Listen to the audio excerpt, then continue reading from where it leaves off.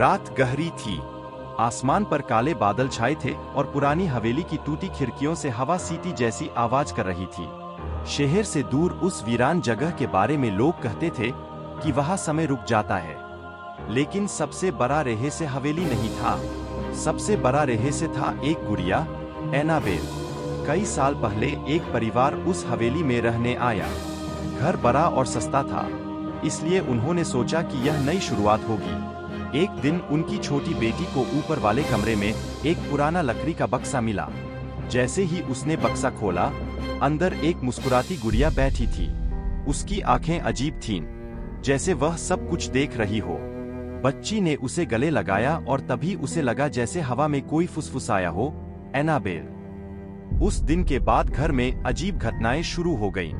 रात को बंद दरवाजे अपने आप खुल जाते, रसोई का सामान अपनी जगह बदल देता, ऊपर कमरे से कदमों की आवाज आती, जबकि वहां कोई नहीं होता।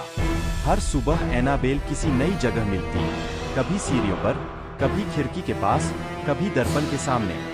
धीरे धीरे घर का माहौल बदल गया। बच्ची अकेले कमरे में बैठकर किसी से बातें करती। जब माँ पूछती, वह मुस्कुराकर कहती, एनाबेल से, उसे यहाँ अच्छा नहीं लगता। एक शाम पिता ने तय किया कि यह सब खत्म होना चाहिए। उन्होंने गुड़िया को बक्से में बंद किया, ताला लगाया और तहखाने में फेंक दिया। लेकिन उसी रात बिजली चली गई, खिड़कियां जोर जोर से बजने लगीं। पिता नीचे गए तो तहखाने का दरवाजा खुला था, बक्सा टूटा पड़ा था और एनाबेल सीढ़ियों पर बैठी थी। अगले दिन एक पादरी बुलाया गया। उसने चेतावनी दी कि कुछ वस्तुएं सिर्फ वस्तुएं नहीं होतीं, लेकिन चेतावनी देर से आई थी।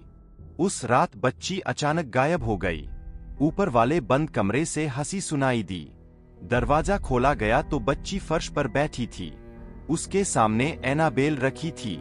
वह धीमी आवाज में बोली, अब यह घर उसका है।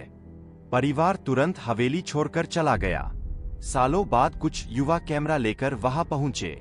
ऊपर कमरे में एक कुर्सी पर एनाबेल बैठी थी। धूल भरे घर में वही अकेली चीज थी जिस पर धूल नहीं जमी थी। एक युवक ने उसे उठाया, तभी कैमरा बंद हो गया, दरवाजा अपने आप बंद होने लगा और हंसी गूंज उठी। सुबह गांव वालों को हवेली के बाहर कैमरा मिला। अंदर कोई नहीं था। ऊपर कमरे में कुर्सी पर एनाबेल फिर बैठी थी और उसकी कहानी आज भी खत्म नहीं हुई।